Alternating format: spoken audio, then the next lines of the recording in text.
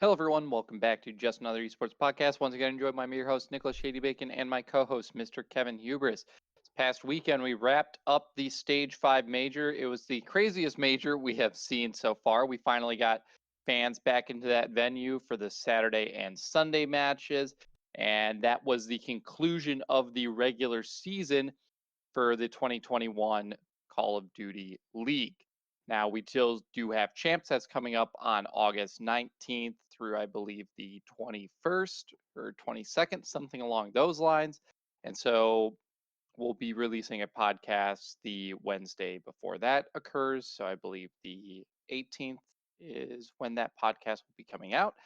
That one, hopefully, we're trying to get a special guest for that one, as we did last year for the champs episode. And that one will probably be a decent amount longer than this one, since it will be solely our predictions for the entirety of champs. Now, just going into this past weekend, Kevin, I want your initial reaction of what the hell we just saw from this major. History. We saw history be made in not just the CDL, in competitive Call of Duty history.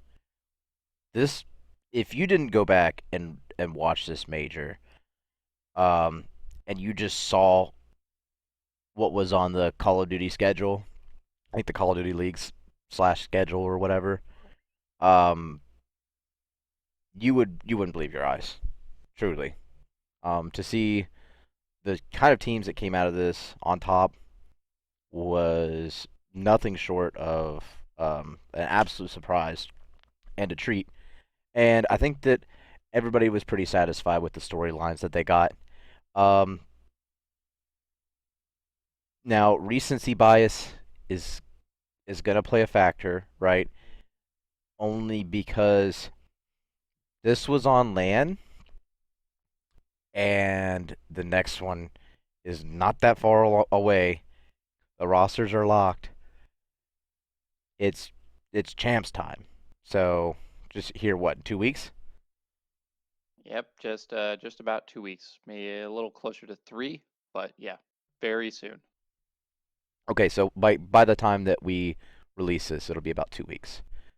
Yep, So that is correct. for the viewers, in about 2 weeks from when this drops, we will be watching 8 teams instead of 12, which I'm sure that you'll have something to say about that, Nick.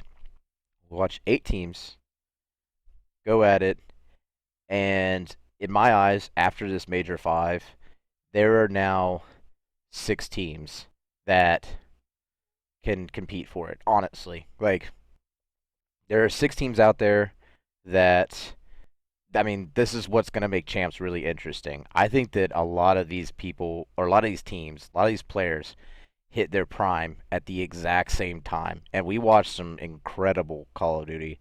Once they got the audio issues right, like Champ Sunday, oh my god, great viewing experience. Honestly, what do you think?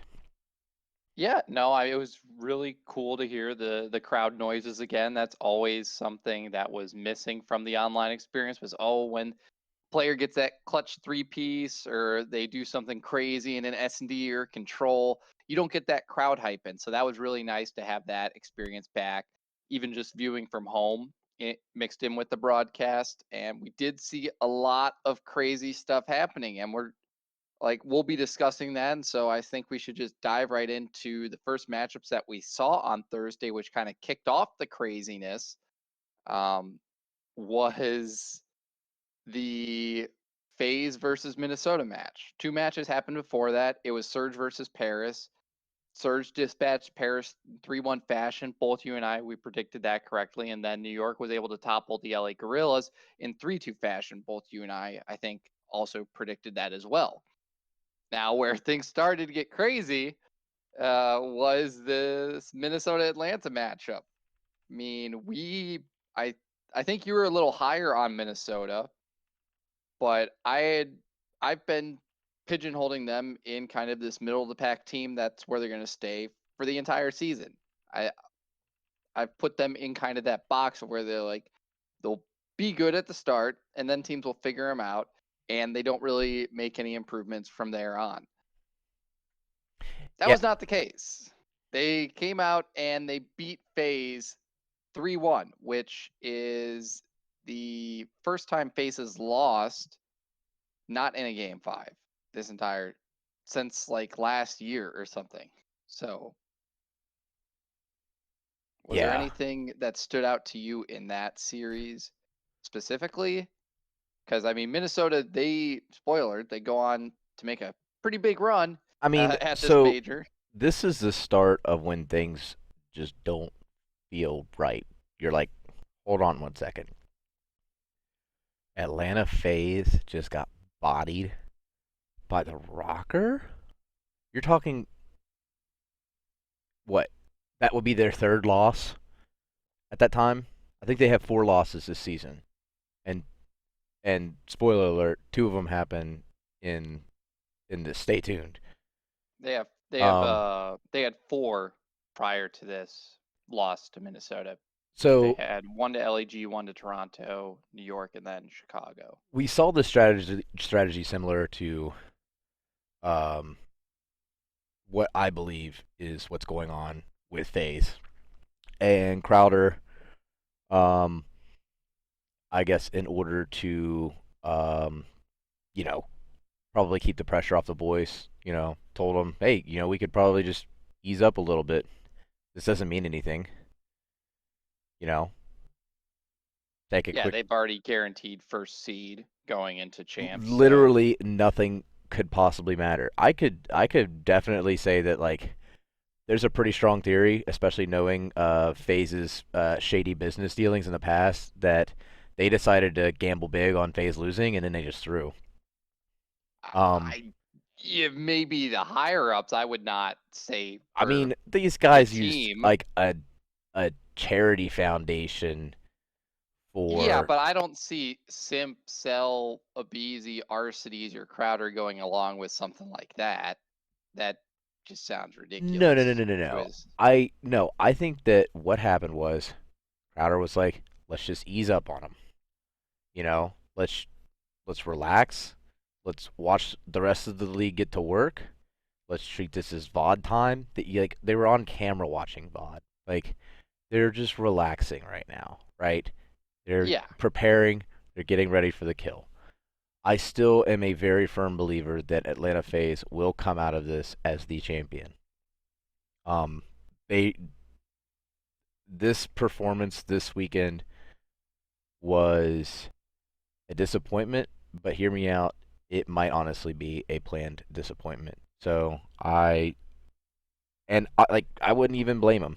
I wouldn't blame them honestly. If I was in their shoes, I know I have first place. It's like when the Patriots sub out, Tom Brady right before they're, about to go on a Super Bowl run. yeah. They Like don't the need to show any of their cards. They don't need to tire out their players mentally with this major. They can just exactly. kind of have them relax, play their game, not make any bad habits out of kind of the relaxed state. No, like play it out, but just like, you know, not as much preparation or not as much like crackedness. Maybe they didn't even like, drink caffeine or something like that. Imagine. Yes, the miracle drug. No, but I think one of the big things here. I mean, it was a close series against Minnesota. The big thing for me though was FaZe didn't win a single hard point this entire weekend, and they have been hardpoint's been their second best game mode, right behind control. Their win to loss record in hardpoint's better than their win to loss record in search and destroy. It's obviously worse than their control win to loss record, which they won, I believe, both of their controls this weekend, simply because they're just insanely stellar at that. Um, but then they dropped round 11 S&D here up against Minnesota. So if they win that, they go all the way to a last map. Who knows? Maybe they could have won that. Um, I I 100% agree. I think FaZe just kind of looked at this, said, "Hey, we're guaranteed first seed. Let's not show any cards of our cards. Let's relax. Let's watch all the other teams play and compete for the seeding that they need to get themselves the best shot and analyze that come champs so we can be the most prepared that we are. But still, huge win by Minnesota here. And the match after that, it was it was Toronto versus the LA Thieves. Toronto was able to pull out the dub there in a very close 5-game series. And so, Yeah, so I think both you and I predict that one as well. yeah, I felt like Toronto coming into the series already felt like a true competitor, and they proved that.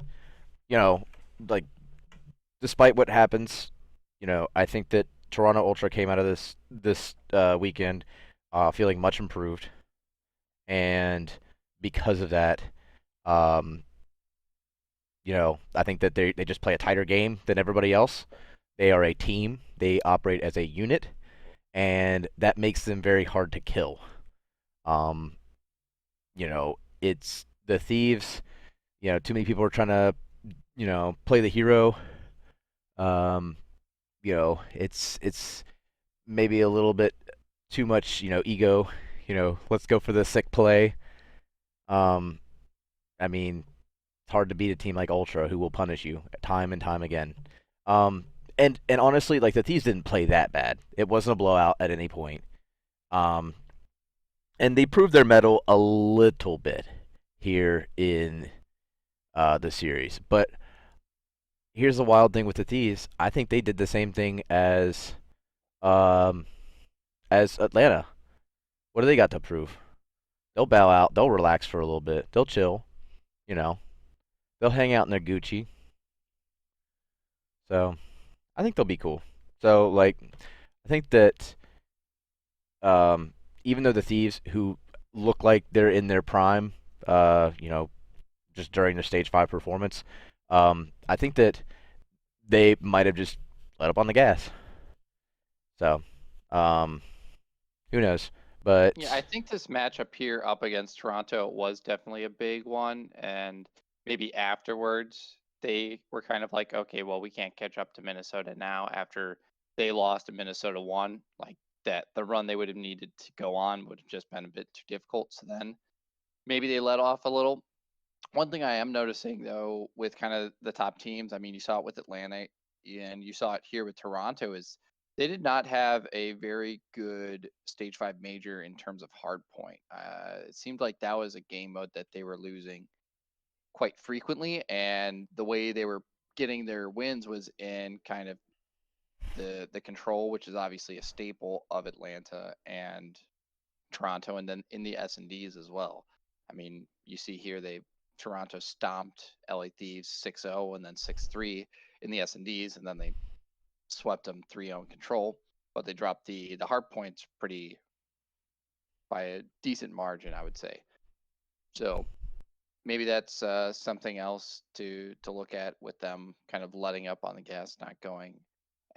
Toronto definitely wanted to win because with actually how well they performed, they secured their second seed over Dallas. So they get to start one round ahead in winners, which is very big for them. They won't have to play, I guess, a game on Thursday or whatever the first matchup will be. So they're up there with Atlanta. They have to play one less match in order to win champs potentially. So very important weekend this was for the Toronto Ultra, but some odd struggles there for the top teams in hard points, at least on that Thursday.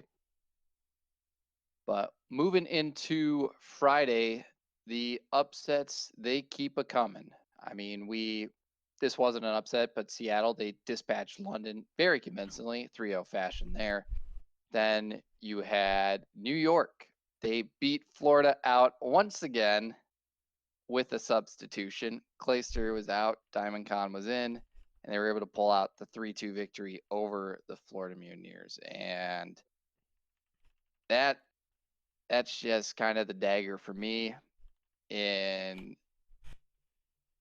like back-to-back majors. Florida going up against a team that they really should be beating and just not being able to pull it out when they need to. And so looking ahead to champs, Florida is definitely moving down in kind of my rankings and where I see them ending up placing at champs. But it's kind of the same old, same old. that we've seen all year long with Florida. Yeah, so you're definitely not wrong, and I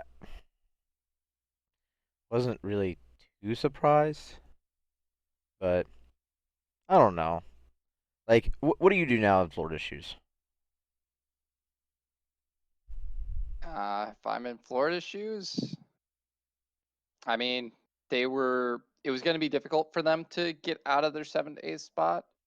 So now they just need to, I guess, really put in the prep work and prepare for whichever team that they're thinking is going to drop down into losers.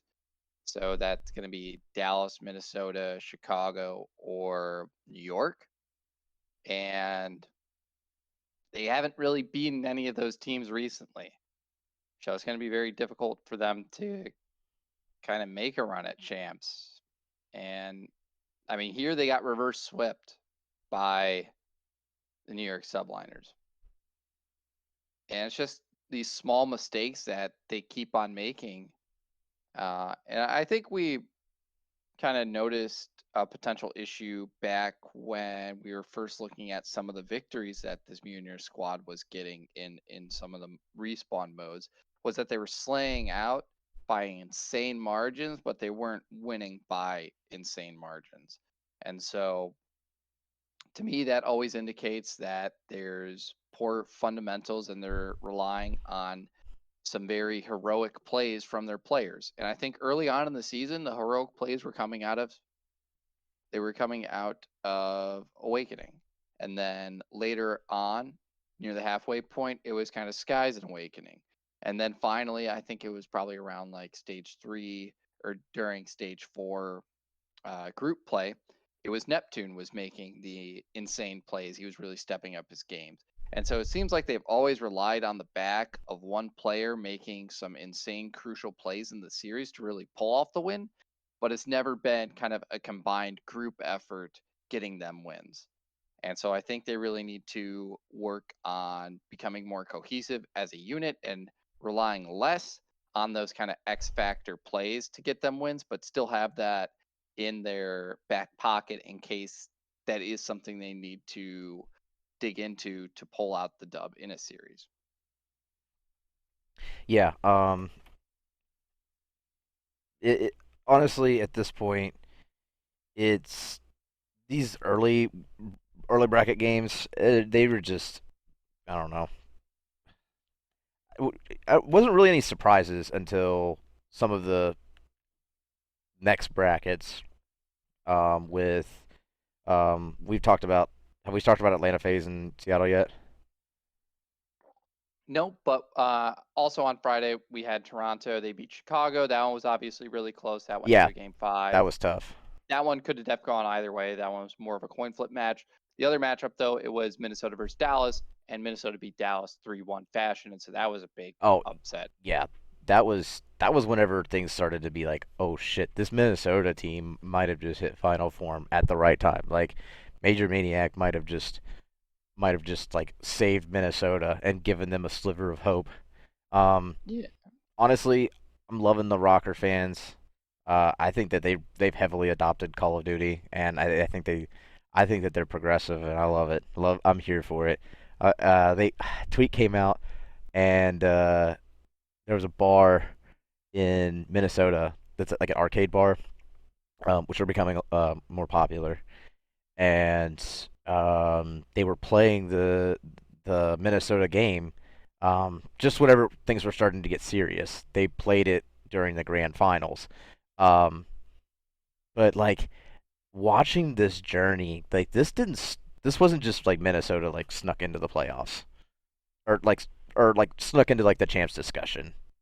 This like the reason why they're now one of the top contenders for champs is because they beat FaZe, they beat Dallas, and they go on to beat some other really impressive teams too. So, um, yeah, like the Toronto Optic one could have gone either way, right? But I think that in the end, Toronto coming up only set up for like a better storyline. So, the Optic fanboys got what they wanted for the most part. I mean, they didn't They didn't get it all, but they weren't mad though. You know, I think that um, I think that despite the the losers in like you lost to Toronto 2 times, I still think that you can maybe dodge them in the early rounds, and then you might wait for somebody else to like beat on them. Um, you know that they've got the bye at this point just because with Atlanta because they're the 2 ranked team. I don't know. That was just that was just a really close match. I just remember it being like down to the wire every single game, and um, just goes to show that the Toronto guys they're resilient. They're nuts. Um, because Optic played great this weekend, and Toronto was still able to body them not once but twice. Yeah. But those were all the Friday matches. I think honestly the biggest storyline clearly from this past weekend was Minnesota, but I think also Seattle, and we'll see that moving into Thursday because Seattle they were on a tear, but they'd beaten Paris and they'd beaten London. Those are teams we expect them to be able to beat at this point, especially Right. when they get on land because of the shift in mentality of those players on Seattle. We called it last weekend. Weak mental will bring Seattle some dubs when they hit land. And I was not expecting the weak mental swing to be as strong as it was on this Saturday. But before we get to that, we had LA Thieves versus New York Subliners. LA Thieves dispatched them 3-1. Finally, the Subliners' journey came to an end. Um, it was a surprise that they're a surprise and yet on brand for them to beat Florida, or I guess for Florida to lose to them. But finally, LA Thieves was able to put a stop to their run. Then Dallas was able to eliminate the Thieves finally. I believe that was a relatively close matchup there. Yeah, the hard point or the S&D and the control both went the distance. It was around 11 S&D on Miami. It was around 5 control on Garrison. And then the Moscow hard point ended in relatively close fashion in that game 4 for the Empire to close it out 3-1. Other matchup that we did see was it upset Seattle, beating Atlanta. Yeah, not Yeah. would not have seen that coming. Okay, Minnesota, you beat Atlanta. Atlanta's never had to play on a Thursday. Maybe that was it. That was why they lost. They've never had to play on a Thursday this entire season at a major, not once. So when they come in here, they lose to Minnesota. Okay, all right, but they're used to playing on Fridays. But then they lose to Seattle, and how do they lose? They lose 2 hard points, and then they lose the Game 5 S&D. And Um, I don't even have words for this. I I do like Seattle boys played their hearts out. They took one last shot at this season, and I'm like I said, might have just been the phaser throwing. They played hard, and I think they played hard because it was just Alec and Preston, right? Um, but oh man, was that crazy? That was such a good finish too. Why couldn't they play this hard the rest of the season? Because I'm not convinced that it was, oh, we were on land, so that's why we were this much better. Like, They were playing out no. of their minds. They're playing great COD. Honestly, it sucks that they won't be a part of champs, which we'll talk about later. But Yeah, it is unfortunate, but that's what happens when you kind of don't care about the majority of the season because it's online. You don't make yeah, you don't champs at the respect it. end. I don't know. At this point though, I'd rather have Seattle than Florida or LA Thieves, to be honest, at champs. I'd rather have Seattle than New York Subliners unless Clay comes back. Yeah, That's my that's spicy take. something that's something to talk about definitely a Yeah, bit I mean, later. I mean, But we saw the result of it though. I mean, these were able to beat the Subliners finally. But I mean, was it really the Subliners? Is it really New York without Clay?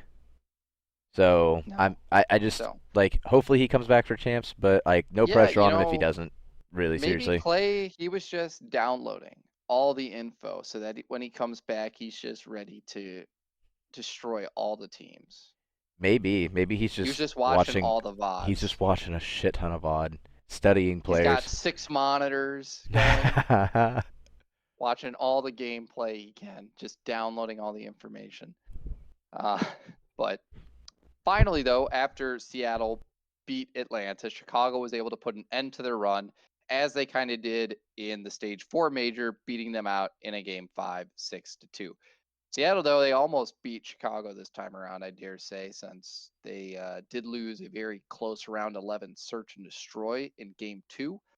And if Seattle was able to win that one, they obviously would have won the series 3-1. But could have, should have happened, didn't happen. Chicago was able to advance on. And it was on Saturday night that we saw the last matchup, Toronto versus Minnesota. Now, Minnesota, they dispatched Atlanta 3-1. They dispatched Dallas 3-1. Toronto's had Minnesota's number the whole year, and they get mollywopped quick 3-0 out the door. We're moving on to Saturday. Like, what is going on?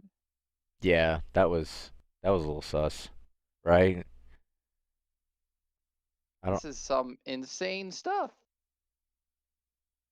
And I don't even think the matches weren't even close. no. First hard point was close. It was 250, 225. The S&D was relative. It was pretty close. It was 6-4.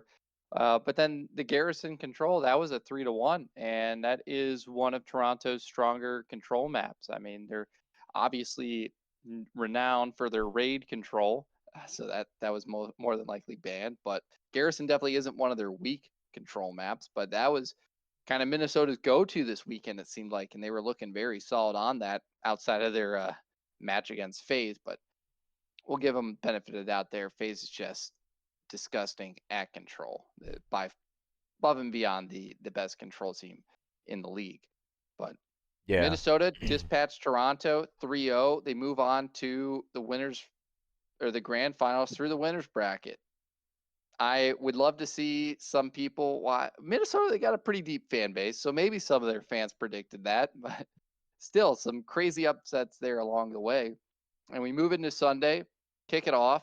We started off with the E Clasico, the old one of Dallas versus Chicago. Got the MV org versus the Optic org going at it. And Chicago was able to pull through. They were able to pull through 3-1 up against the Dallas Empire here. Yeah, huge vibes. And then Ian Porter just pretended everything was okay and was flipping Matt's titties right after the match. So, I don't know. It is what it is. Like Optic, like I said, they got their storyline. They got to sell their Sunday tickets. So, good for everybody, right? This was Shotzi's first time back in front of fans. Uh-oh. Uh oh. Uh-oh. Oh oh. Oh no. Illy They was were able to do well. They were on land, but there were no fans last time. But the fans, the huge difference. Ooh. Illy was nuts though. Illy fed off of it. Illy really is Pope on land. Oh my word. Like Illy was on his game. It was Shotzi that was not feeling it. Vivid couldn't compete. Couldn't like the sub duo was just not working at that point. They were just on two different wavelengths the whole time. Yeah. Krim, That first hard point really kicked it off too. I mean, Dallas got 100-point clubbed on that Moscow, which is definitely one of their more favorable hard point man, and the maps, I would crowd gets in say. your head, Shotzi. That checkmate control, though, Dallas cannot keep on getting away with it, man. Nah, What is up with that clock? I swear. yeah, that was They finished off a raid hard point with 0.2 seconds on the clock, and this time around they win a checkmate control with 0.0 seconds on the clock. yeah, it's you know what? Like the game clock is always correct. It's hard programmed in. It's just operating at frame rates your brain can't even handle. Like that's why Well, this is apparently Dallas is operating at some frame rates that my brain can't even handle because they can't keep getting away with it, man. Like, come on. clutch finishes for sure. And honestly, like it's kind of insane. Um, I will say that Dallas is playing spoiler. They're playing counter meta to these high tier teams controls, and I love to see it. I'm here And for it. anyone that says we should have CTF over control at this point, no, fuck you. You're an idiot. CTF, you don't have anywhere near as many hype moments as you do with this. CTF, it's like, oh, they scored 5 flags in a row. It's game over. This, you got Dallas capping a point with 0 seconds on the clock, and everyone in the crowd is going nuts. See, I think that we should slow down the pace of Call of Duty. I don't think it's easy enough to watch um, for just your average viewer. I think we should. Oh, yeah. I think we I should. think a lot of that has to do with movement, though. I think we should keep control, keep 100%. search. Like you have to keep search, and then you Yeah, substitute hardpoint for control, or not control, capture flag. Well, capture the flag would be the third game mode, and then you would play control 2 times. that would be interesting. That'd be that. I really like Hardpoint. It's hard I do to too, but it's hard to under watch. it's hard to watch, but I think maybe some of that has to do with how fast paced these past CODs have been. Like I get it because I've played the game extensively, and played at a competitive level. The average Yeah, it's viewer just doesn't at do this that. point, Hardpoint seems like such a core mode. Right. I mean, we've had 2 Hardpoints since AW. I mean, well, started in Black Ops 2, and then obviously Ghost didn't have Hardpoint. But then you go back to AW, and it's been kind of a staple since AW, which was back in what 2014, 2015, something along those lines. So it'd be a pretty big change to remove Hardpoint from it. I think it would be easier to follow for a newer viewer if the movement system changes. Honestly, I think a lot of the issues with newer players kind of understanding the game has a lot to do with just all the slide canceling and all the input canceling that pros are doing nowadays with the kind of what I would call a buggy movement system and aiming system as compared to kind of some of the older CODs. And I mean, I even think like some of the hard points you look back at probably BO3. I don't think those were even as crazy as the ones have been this year, especially kind of BO4 and Modern Warfare. Those were insane simply because of the 5v5, too many bodies on the map. But I definitely think the pace of the game should slow down a bit. Yeah. I don't know. Like, yeah, Vanguard. Well, Vanguard's movement's gonna be like Modern Warfare's movements. So it's I don't know. It might be a more acrobatic Call of Duty, and we're probably gonna see some more cracked players come out the woodworks. I'm hoping just next year's on land. That's Yeah, it does look like we're moving towards that. However, with Activision's cuts and kind of how they're scummy with their money and supporting esports, in all honesty, and yeah, but the especially problem with the is that they will sell tickets regardless. It's unfortunate, but they will sell tickets, and this is actually a really good revenue generator. When all things said and done, they already rented out the Arlington Expo Center just to run LAN without fans. Okay, well then they probably sold like between now and champs, they probably sold enough tickets because they sold out. I'm pretty sure every day. Um, and because they sold out, I think that they made a fuck ton of money off of this. There's no way in hell that you're gonna tell an exec, well, we might have to make cuts on this because I think that's like a primary revenue generator for them. Like they're finally starting to get traction, and it's unfortunate. Um, Honestly, if I were Activision, I would just cut ties with Blizzard. because they're the tumor, right? They're the problem in all of that. You They know, are. I mean, I'd say so. Like Blizzard was around before Activision, so like as far as like AAA game developers go, Blizzard was more developed than Activision at the time. Activision joined up with them just to see like what their workflow and productivity would be like, and that kind of culture just festered over time, you know. And Blizzard kind of went through like the dark ages of gaming too. So like, you know, the heavily stigmatized, you know, I mean, fucking I honestly think a large portion of the problem is the executives. I mean, you just look at kind of what happened with the, what was it, the CEO of Activision Blizzard getting like a $100 million bonus or some bullshit while he fired and released over 100 employees. Like that's well, just asinine.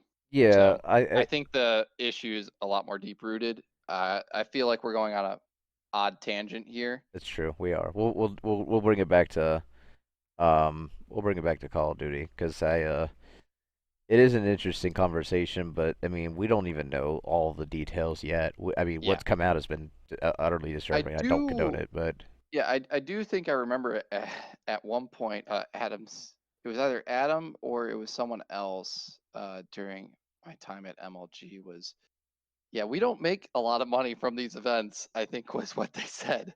So I would be interested to see if they've done something to actually help them generate revenue. But I know at least last year, the uh, the people that were running the home events were struggling to kind of break even or something right, from their events because I mean you have to pay for staff, you have to pay for the venue, you have to pay for all the shipping and whatnot. But that's probably a logistical problem that, I mean, if anyone ever wants to talk to Adam or anyone else running that stuff, that you'd probably be able to give a much better answer since they've have experience with that stuff. But enough sidetracking, focusing back on the major that did happen. Chicago beat Dallas, move on to face Toronto once again, but Toronto is puts them down for, I don't know, like the fifth time now this year or yeah. something like that. Sit Ubu.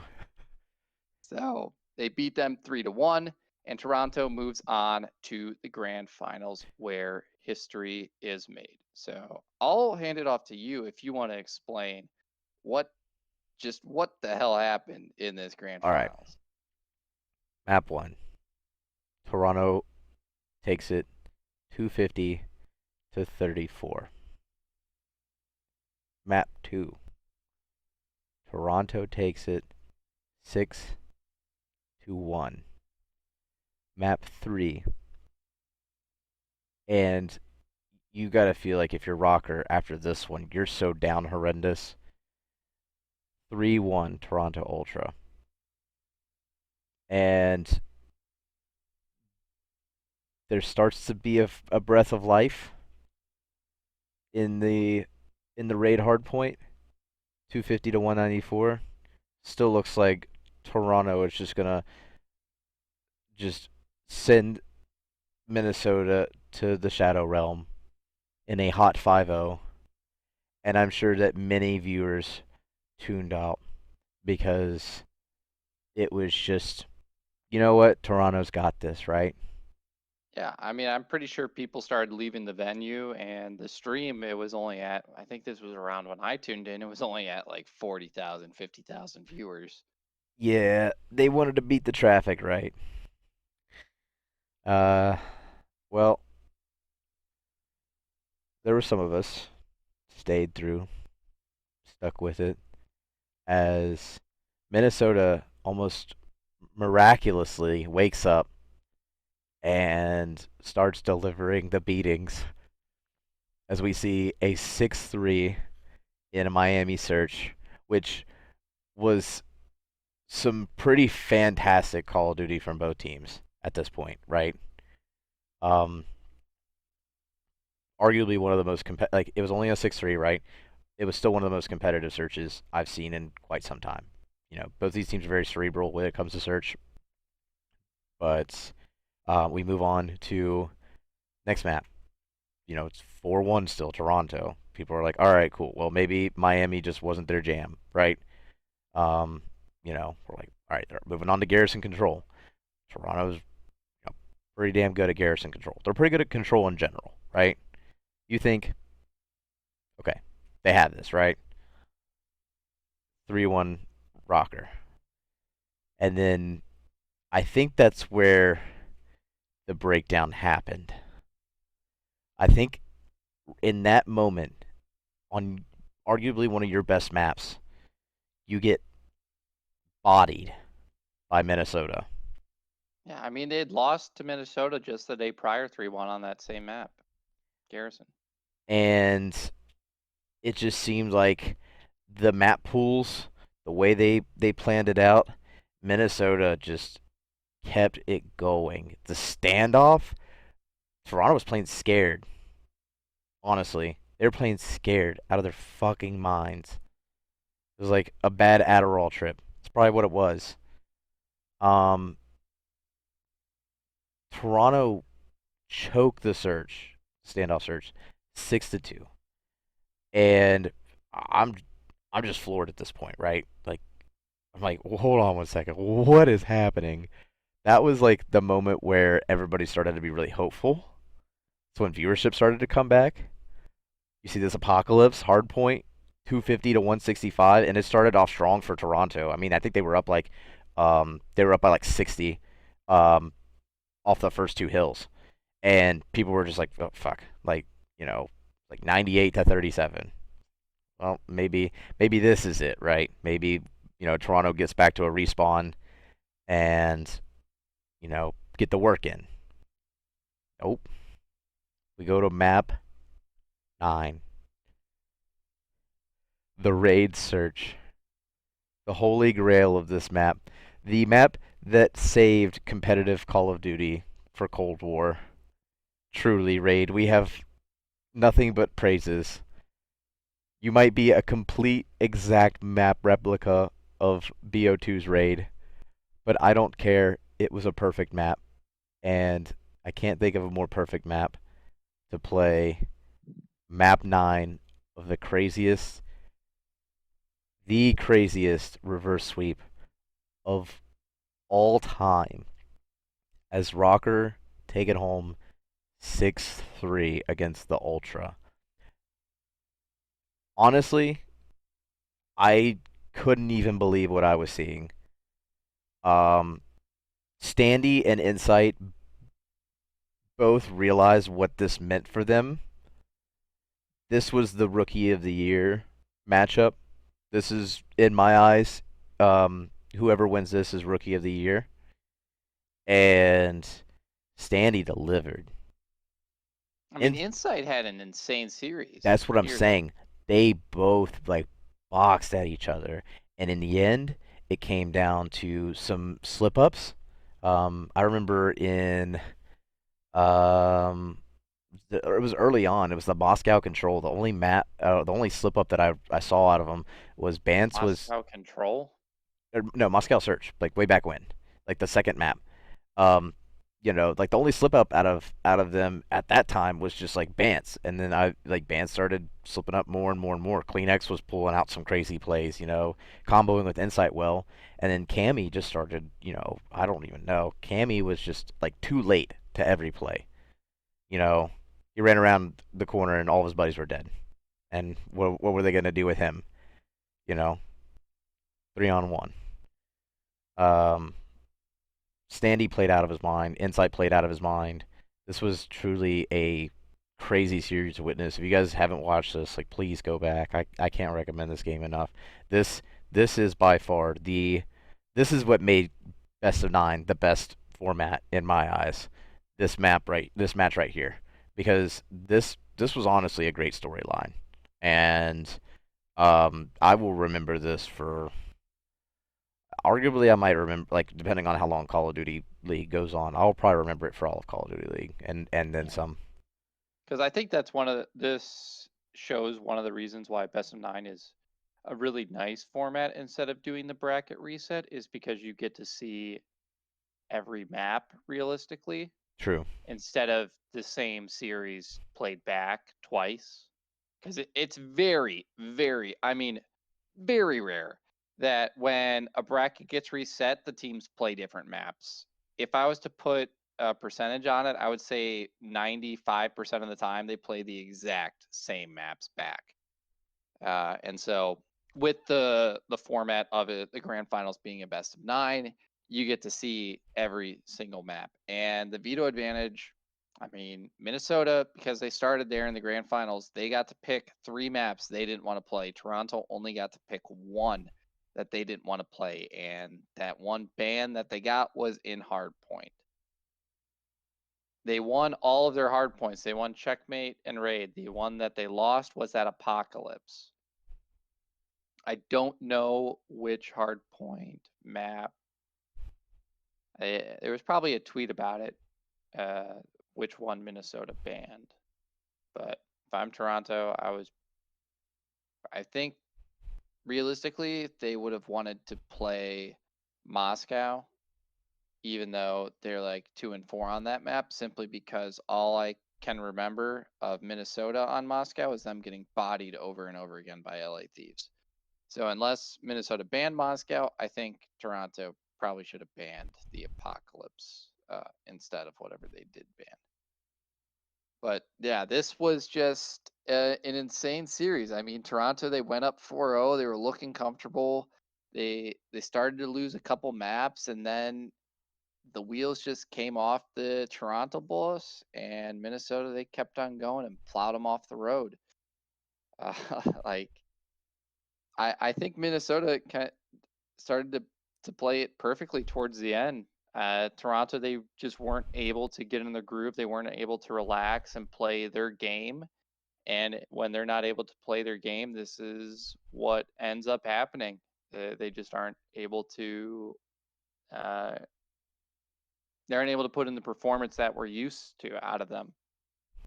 And it was a great job to Minnesota. I mean, they played fantastic all weekend. They took down the top 3 teams in the game. They took down FaZe, they took down Dallas, and they took down Toronto. Luckily for Toronto, they put in the work that they needed to still get that 2nd seed. So seeding wise, it's FaZe, Toronto, starting in round 2 of winners bracket at champs. In losers bracket, with the 7th and 8th seed, you have LA Thieves and Florida Mutineers respectively.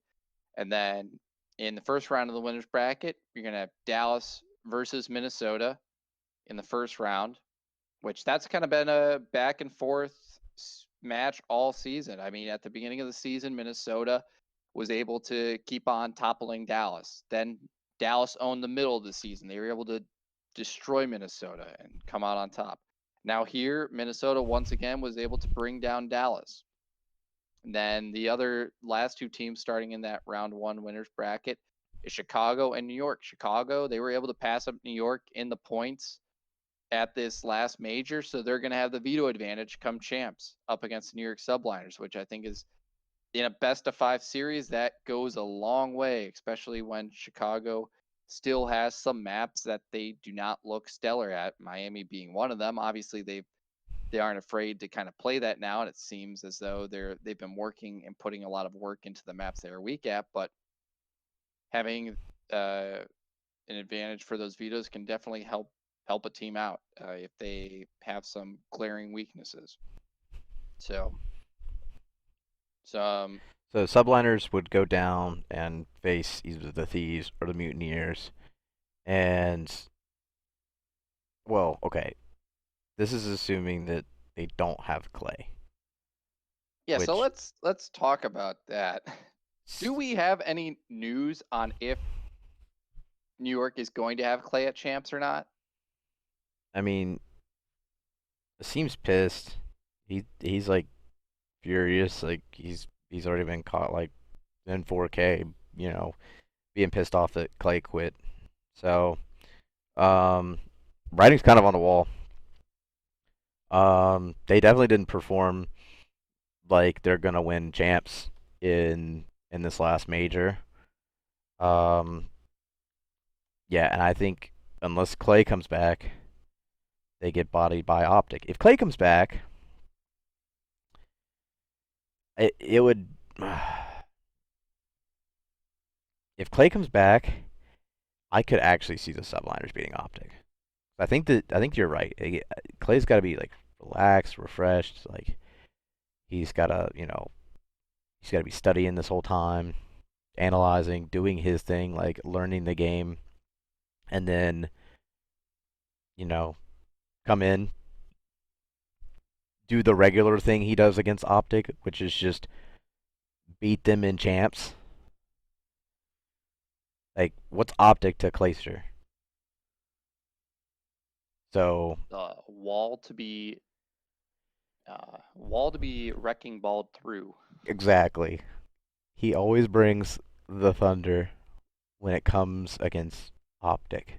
So Clayster is the savior of the subliners right now. Now, if he does come back, it's a storyline, right? And It's and hard to come back though and it is perform well. It is a mental break for him. Yes, that can help in a lot of ways. But I mean, we haven't really seen it in Call of Duty of where a player takes a mental break, comes back to the team, a team that's not really happy with them taking that time off for whatever reason, them seeing it as him needing to prove a point, like you need me, or whatever way they're taking it, right. and performing well. It just hasn't happened in COD. I don't disagree. And with that, Clay coming back, I think would still be more accepted. Just because like Clay's built different, man. Like Clay, you don't what? He's 28 now. Oh yeah, he's like 90 years old, still shooting Yeah, straight. like you don't play to that age and don't just have a cerebral nature about the game. Clay is one of the smartest, if not the smartest, Call of Duty player of all time. So, giving this, That's going a little far, but he's, I mean, you have to give. It's tippable. It's tippable. United and Dallas Empire, like he's the back-to-back champ right now. I don't think you he can is. talk about you know my boy Clay like that. That's what I'm I'm not saying. downplaying him. I'm just saying to call him one of the smartest players of all time. He's a very cerebral player, and that's the only reason why. Because I mean, your reaction time just goes away over time. I mean, you've probably noticed it. I've already noticed it. Like, I mean, I never had reaction time to begin with, all so right, well, so Nick was all thumbs, and not in a good way. So, um, so yeah, like you have to learn the game. You have to be smarter as a player. That's the way you survive in the world of Call of Duty. Be the smarter player. So, um, I think Clay does a pretty good job, and I think that he would be prepped and ready to go against Optic after watching a lot of VOD on them, especially during the major, and dissect them and then demolish them. So those are my two options with it. I know it's flip flopped. I don't even know if we're doing predictions. I think we should probably wait a little bit just because oh yeah, no, there's we're doing that's a future episode. That's gonna be like an hour-long special hour for long our special champs with predictions our special guest. with our special guest. Yeah, hopefully it won't be 3 hours like it was last year. Definitely not that again. That was brutal. That was a good time though. Like I Yeah, did enjoy Josh's company then, and assuming that's who our special guest is this time, which I I'm attempting to. okay. Casting a net. We'll see. We'll try and hook him. He's a tough tuna to get. So I told we'll him he see. needs to do the 30 for 30 on this Major 5. I'm excited because like Major 5 was, I mean, some of the probably one of the best tournaments in Call of Duty history, just from a storyline perspective. Yeah, yeah, it's definitely up there. Yeah, But and it changes everything, right? it does change quite a lot, especially. Like, are how we feel about, I think, Atlanta and how we feel about Minnesota. I think that's what changed the most. It doesn't really change too much how I feel about Optic or Toronto or Dallas. Maybe a little bit about the Dallas Optic matchup, so what, but instead you want to do like S tier ranking or like tier rankings and stuff like that? Like, who's your oh S tier right yeah. now? Well, like this is we did our tier rankings at the beginning of the season, towards the middle of the season, and so this is the end of the season, just to kind of see how things evolved over the course of it. Well, actually, I guess it would just be where teams ranked, but I think we can still categorize them as to whatever, and we'll go through all 12, and we'll start at, I guess, with our S tier teams. Are we? No, we shouldn't go through all 12 because like the bottom four are irrelevant for both of us. Let's just finish it up with the champs teams, like where they're at right now. Where they're at right now. I mean, like I would love to live in a I world mean, I would where like to. I mean, I kind of want to just throw, Surge in there. Shout out to Surge. okay, well, if they could play in champs, how many teams would they body? Where would you rank the Surge? Let's just get the Surge out of the way. I'm Okay. curious. The rest of them I don't care about. Um, I could see Surge beating Florida and LAT potentially if they showed up with that weak mental but improved land mental. Maybe. I don't know.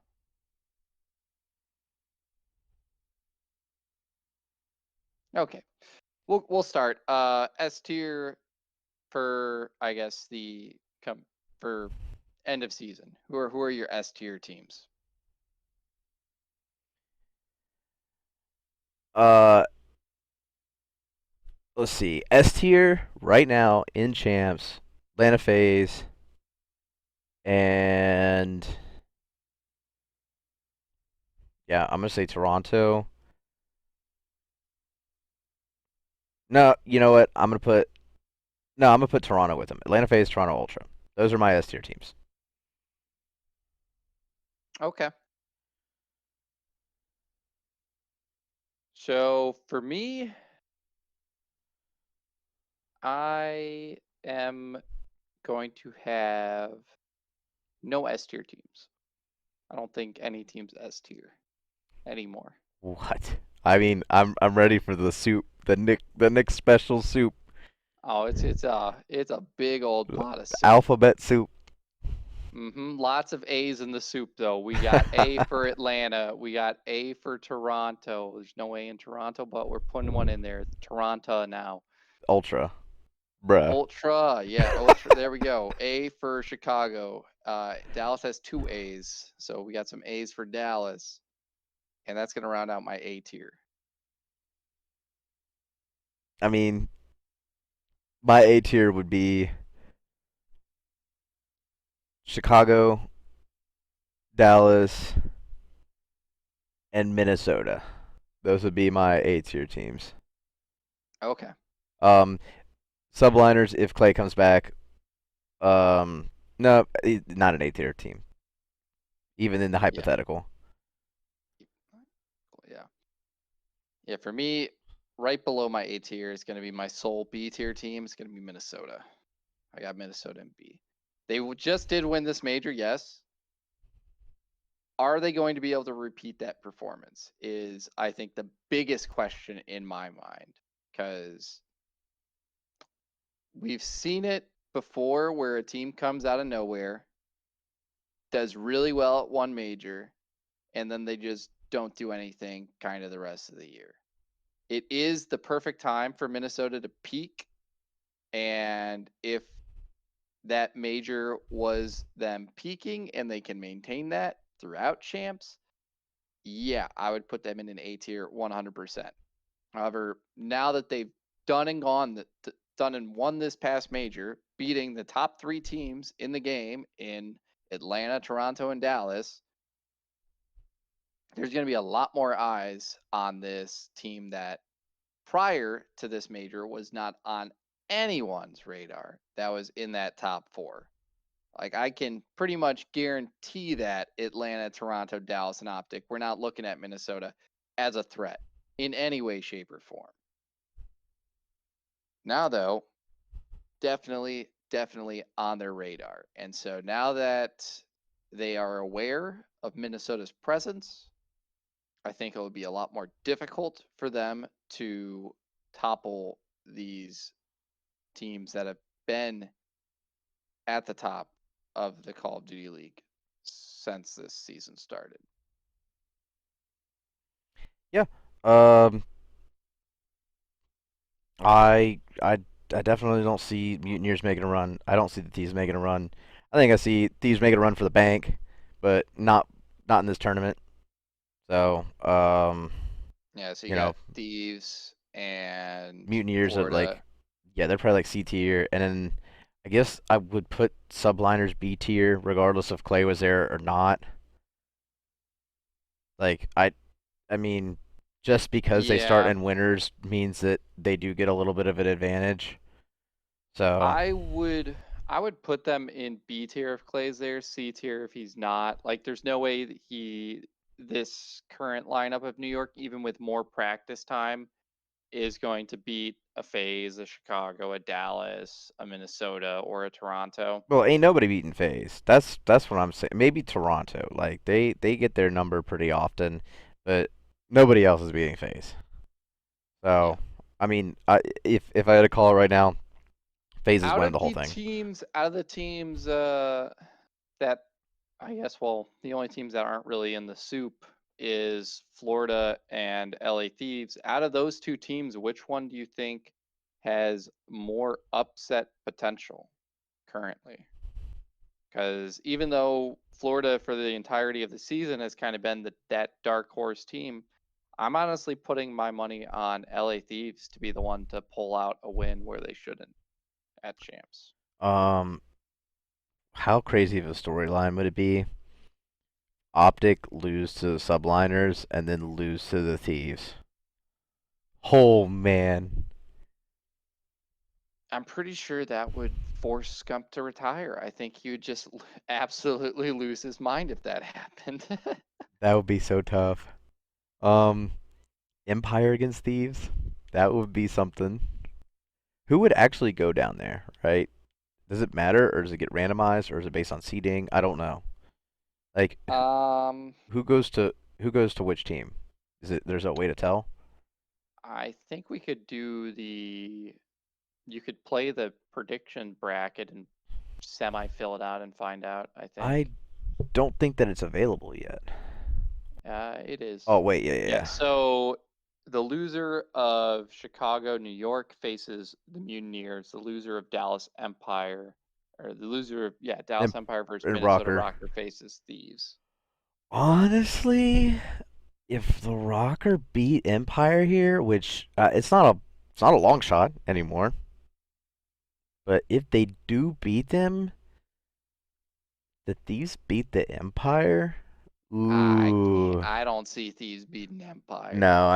I don't see it either. Honestly, I think the Florida might actually have a better upset potential just because the Subliners don't have Clay and no Clay, no Slay. I don't consider them beating subliners an upset though if they don't have Clay. Although Florida, they've lost to New York the past two times they've been playing with a sub. So at that point, who knows, man? Yeah, but now it's like official. Like the lineup is this. There's no subs. It's not we're just waiting for Clay to come back.